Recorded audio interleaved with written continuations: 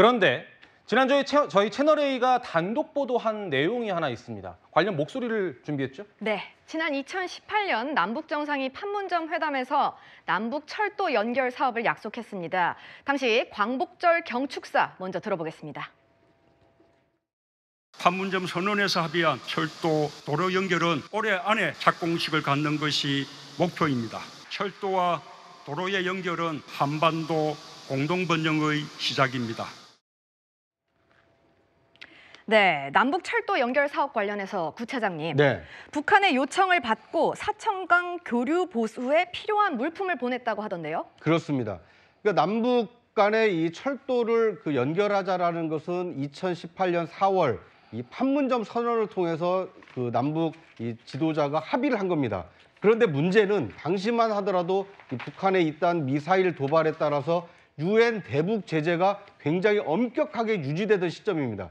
그런데 이 남북 철도 연결을 위해서 필요한 물품을 북한에 보내도 되겠느냐, 이거에 대한 협의를 통해서 이 유엔에서 승인한 시점은 2018년 11월입니다. 그러니까 물건이 11월 승인난 이후에 그 북한으로 건네졌다라면 큰 문제가 되지 않지만, 문제는 유엔에 승인나기 이전에 석 달 전인 2018년 8월에 이 단독으로 이 남한 그 대한민국에서 이 북측으로 철도 연결과 관련된 금수품이 건네갔다. 이것은 명백하게 유엔 대북 제재 이 결의안 위반이 되기 때문에 도대체 그 과정에 누가 그런 결정을 했느냐, 이 새로운 논란거리가 지금 제기가 된 상황입니다. 예, 방금 말씀 주신 이 승인 절차에 대해서 국민의힘에서도 목소리를 냈습니다. 들어보시죠.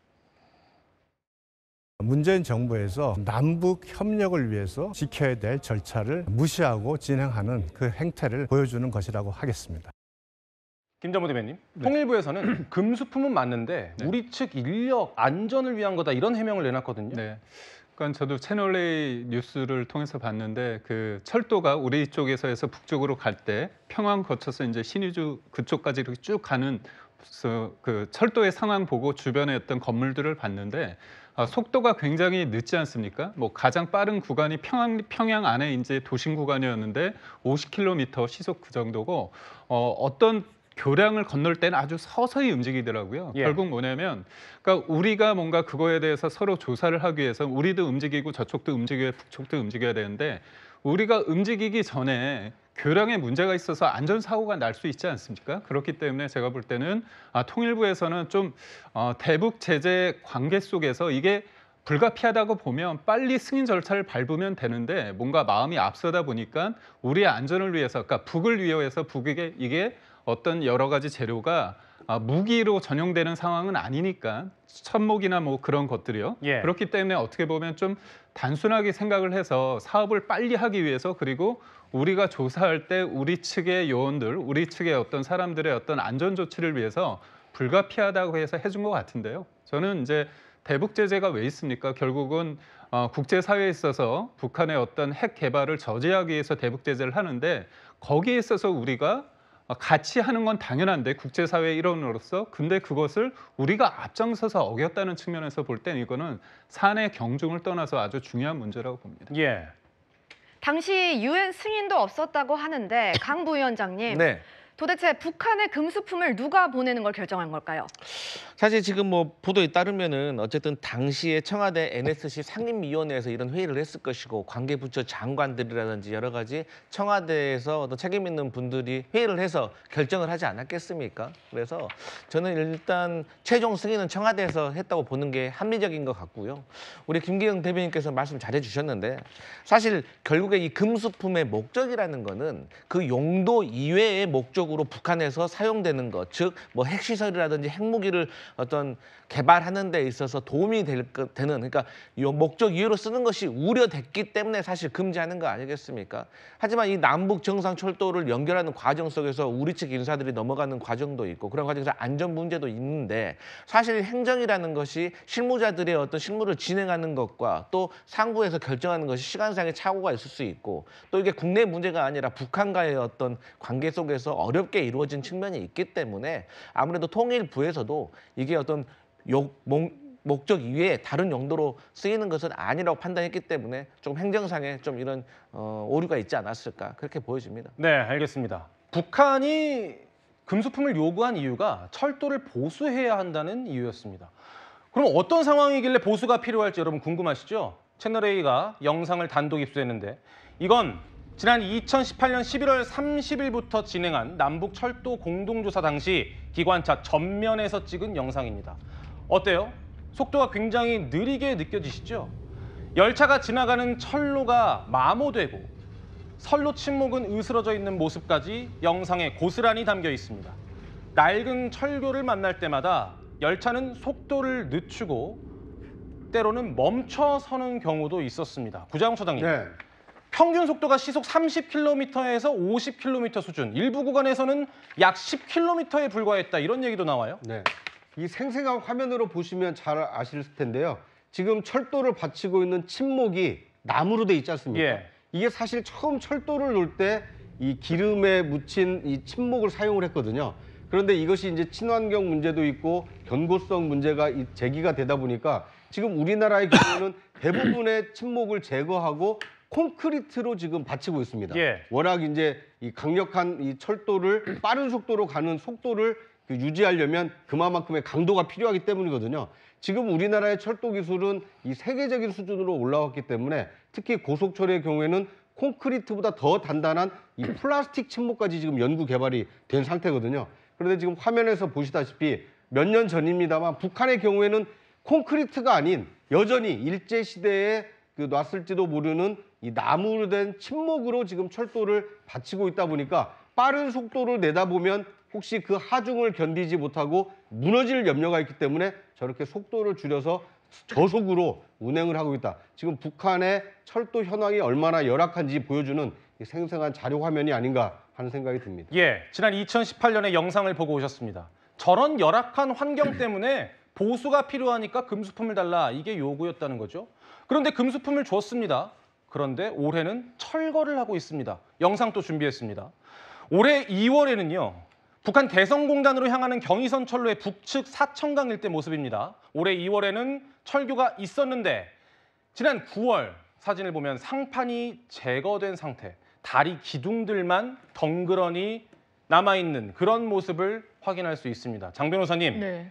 왜 철거하는 걸까요? 일단 북한은 지금까지 대한민국과 어떤 연결고리를 해서 했던 부분을 뭐 헌법도 개정하겠다고 하면서 다 지우고 있는 와중에 있고 이 부분도 사실 남북 철도 교류 사업과 관련한 일환으로 좀 재정비되고 있었던 그런 와중에 있었던 거 아니겠습니까? 그렇지만 일단 평화라는 게 일단 남북 사이에 굉장히 이제 멀어진 얘기인 것 같습니다. 일부에서는 이제 통일론에 대해서도 재고가 필요한 거 아니냐라는 이야기가 나올 정도로 저는 좀 안타까운 게 이 우리나라 국민들이 통일의 여러 방향에 대해서는 인식이 좀 다를 수는 있지만 평화 체제가 구축돼야 경제도 성장하고 우리의 안정이 담보될 수 있다라는 그 대원칙에는 어느 누구도 이론을 달기는 어려울 겁니다.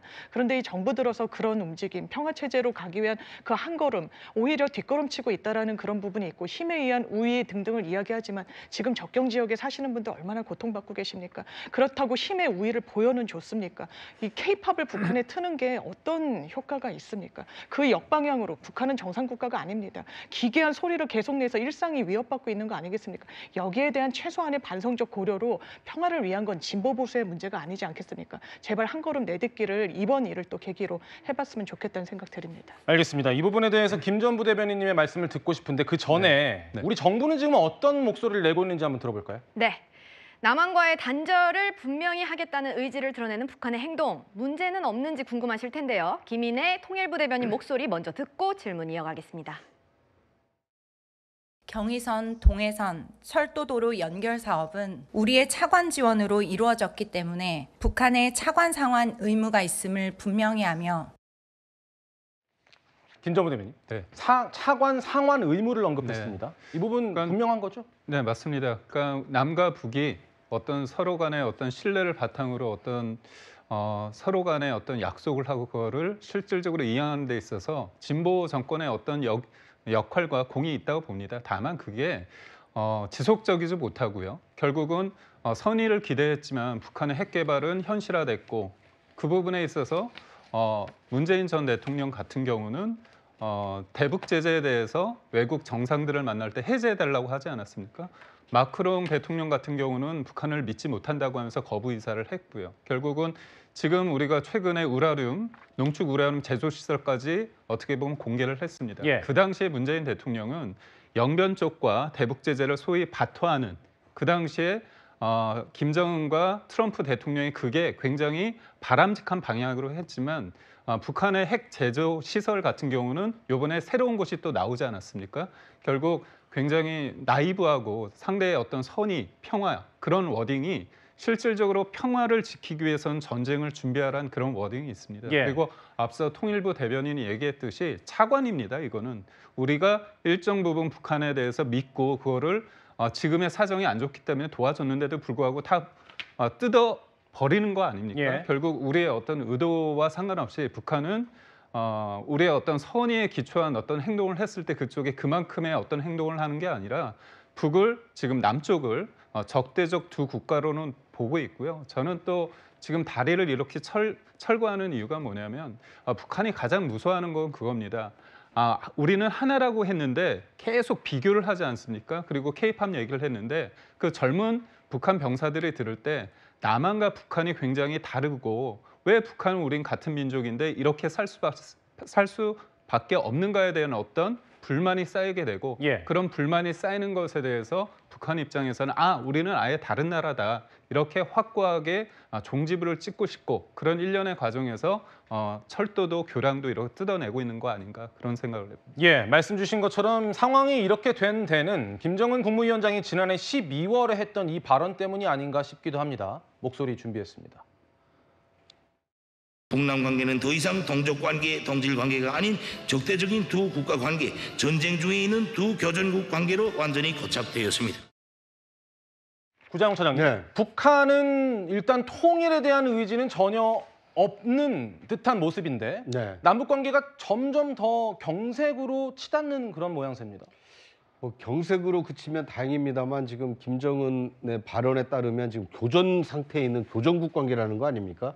그러니까 말 그대로 지금 군사 분계에서는 휴전 상태입니다.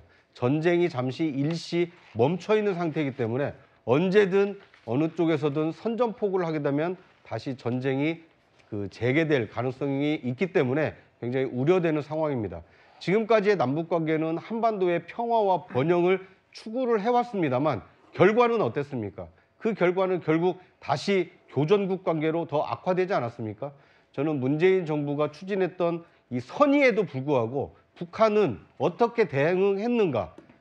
유엔 대북 제재를 어기면서까지 금수품을 보낸 북한이 지금 대한민국을 어떻게 대하고 있는가? 한 사람의 10걸음보다 10사람의 한 걸음이 중요하다고 얘기했던 사람들이 스스로 혼자 먼저 앞서 나가려다가 오히려 남북 관계를 더 퇴보시킨 것이 아닌가? 저는 철저한 반성이 필요한 대목이 아닌가 하는 생각이 듭니다. 알겠습니다. 문재인 전 대통령의 딸 다혜 씨의 음주운전 혐의부터 최근 유엔 제재 위반 논란까지 짚어봤습니다.